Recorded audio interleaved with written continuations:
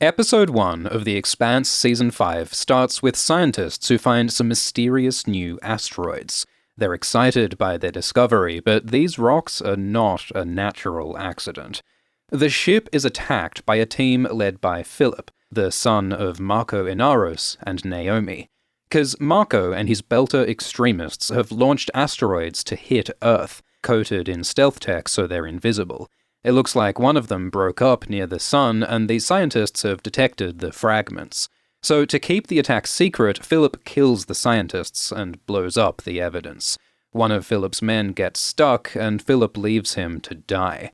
So how will Naomi react when she learns that her son has grown up to be a ruthless, murdering extremist like his dad? And will these rocks be stopped before they hit Earth and kill millions? This attack was foreshadowed from the start. In Season 1, Avasarala said she worries about people who throw rocks. A Belter said a hail of stones will one day come crashing down through Earth's precious blue skies. This attack expresses centuries of Belter resentment for their oppression by the inner planets. On Tycho Station, the Rocinante is in for repairs. The new chief engineer, Sakai, says the ship is badly damaged, partly because they used a railgun as a thruster last season. But she says the Roci was built strong by the Dusters. Duster is a slang term for Martian, used by Belters and Earthers, just as Belters are called skinnies, and in the books, Earthers are called squats. But one of Naomi's best friends is Martian, and she asks Sakai not to use this derogatory slur. In Book 3, Anna says that these kinds of words are dehumanizing. When groups think of each other as dusters and skinnies instead of as people, it justifies cruelty and conflict. These tribal, factional divisions and their terrible consequences are what this show is all about. Way back in Season 1, Naomi asked Fred to help her find Philip. Now he delivers, and for the first time in years, Naomi sees her son's face. Naomi left Marco because she didn't want to be involved in his terrorism, but she always felt guilt that she couldn't take Philip with her. Now might be her chance to save her son. On the news, people are flooding through the ring gates to colonize the new worlds beyond. That's thanks to Nancy Gao, the new Secretary General of the United Nations, who beat Avasarala in the election by arguing for faster expansion to the new worlds. Avasarala argued that it's too dangerous for people to settle these distant, unknown planets that are full of dangerous alien technology. Like, Ilus almost blew up, the Ring almost wiped out the solar system, Eros almost destroyed Earth, and they're already finding more protomolecule structures on these new worlds. So, are the rewards of these new worlds worth the risk? Holden sees Monica, the journalist from Season 3. She's investigating reports that someone in the Belt is secretly experimenting with the protomolecule. In Season 2, Dresden and Cortazar said the protomolecule has the potential to transform and empower humanity, but it could also destroy us. Monica says Holden has a responsibility to protect the world from alien threats, but Holden refuses her and leaves. Holden constantly wrestles with feeling responsible to save the world. Time and time again, he tries to let go of leadership and heroism, but every time he comes right back. Holden can't stop himself from saving people. It's how he was raised. It's who he is. Fred Johnson admits to Holden that he and the OPA are experimenting with the protomolecule. Holden says this is too dangerous, and he brings up the artifact on Ilus. The protomolecule and the ring were created by an alien civilization called the Builders, but some other entities killed the Builders using these artifacts. Elvie is studying the artifact, and she says it seems connected to human consciousness. Holden has a special connection to the alien technology, thanks to the ghost of Miller. So when Holden goes through the ring, he sees these entities. It looks like they exist in the warp space between the wormholes of the ring. On Fred's table, there's a tesseract, or four-dimensional cube, which might hint that these entities are somehow interdimensional. Whatever they are, Holden says they're angry, and he fears that messing with alien technology could wipe out humanity. Fred says it's probably fine, bro, and that Holden should relax, go build a farm, take up yoga, 'cause if Holden's always worrying about death and destruction, is he really living? On Mars, Bobby investigates a conspiracy. She believes that powerful people in the Martian military are selling weapons to the Belt. Avasarala is funding her investigation. Then Bobby gets a message from Catelyn. Catelyn was the wife of Isai, who trafficked stolen Martian tech last season. He did this in the hope of providing a better life for his wife and children, like a Martian Walter White. But this conspiracy was bigger and more dangerous than he realized, and Isai was killed. So now Bobby helps Isai's family by giving them money for a new life beyond the ring. Maybe she uses Avasarala's money. So this is a kind and generous act by Bobby to fulfill Isai's dying wish. Hopefully the world that Isai's family go to is safer than Ilus was.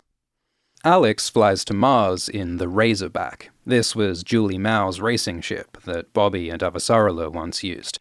When Alex was in the Martian Navy, they said he didn't have what it takes to fly their best ships. So now Alex comes back and shows off his sweet ride to the people who said he wasn't good enough. He's back on Mars to try to reconnect with his ex-wife Talissa and his son Melis. Alex had left his family behind to go be a pilot, and for a while they thought he was dead. Alex said that he loves Talissa and Melis, but feels that flying on the Roci and doing good out in space is more important to him.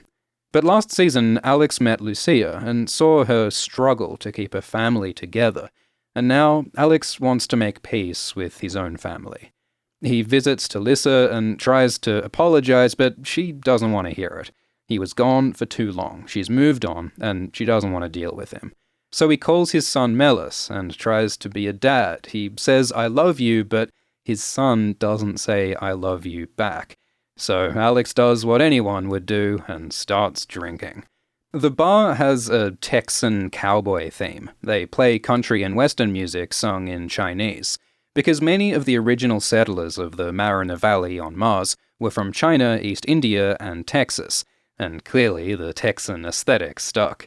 Alex meets with Bobby, but she's not in the mood to hang out. She's preoccupied with the whole massive military conspiracy thing, and she talks about the dying dream of Mars. Now that the ring is open, people are leaving Mars to go colonize new worlds. Unemployment is rising. It's like the planet is dying. In the book, they call it a ghost world. Alex talks about persisting to reconnect with Talissa and Melis, but Bobby says he's gotta let it go. Maybe Alex needs a new purpose, a new home. Maybe every Martian does.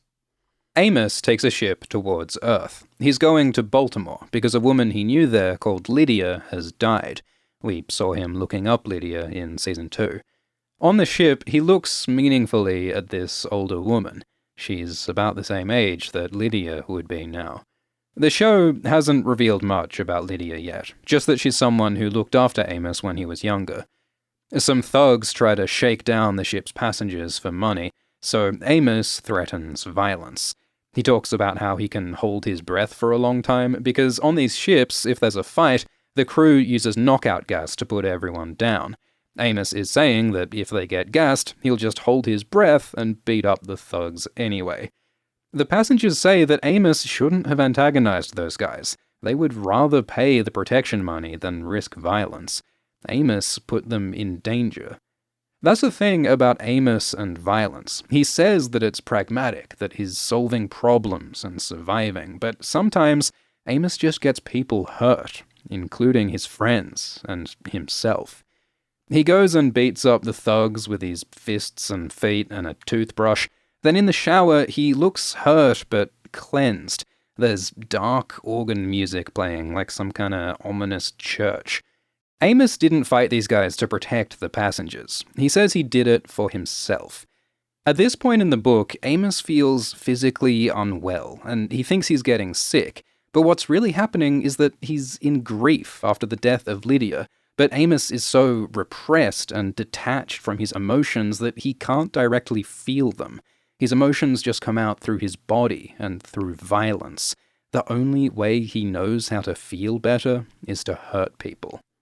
On the way to Earth, Amos is intercepted by Avasarala. She mentions the time that Amos taught her how to walk in mag boots. Amos had said it's like walking in pumps, like high heels, and she asked why he knows what that's like, and he said he didn't always work in space. It sounds like just a funny throwaway line, but it actually hints at Amos's traumatic past. He's mentioned before that he grew up around brothels. He says that he's known pedophiles and people who exploit children, and that when he was 5, he lived in a basement. Amos suffered a horrific, traumatic childhood. Returning to Baltimore means facing that past and reflecting on the man he became. Avasarala sends Amos on his way. Since Nancy Gow became Secretary General, Avasarala is still in government, but not as powerful as she once was. This guy, Admiral Delgado, brings her evidence that Mako destroyed that science ship earlier, but they don't know why.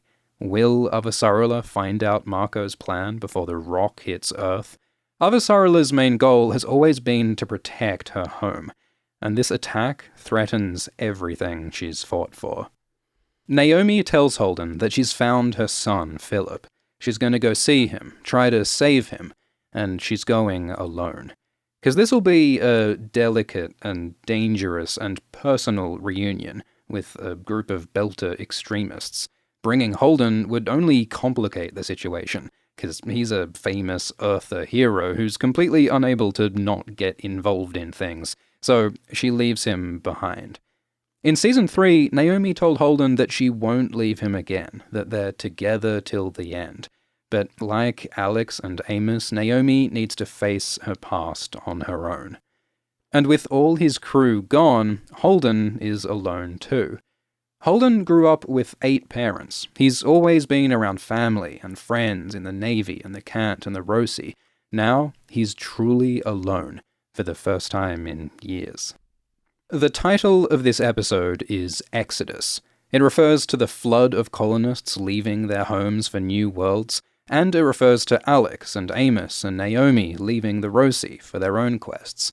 What trials and tribulations will they face, and how will they be changed?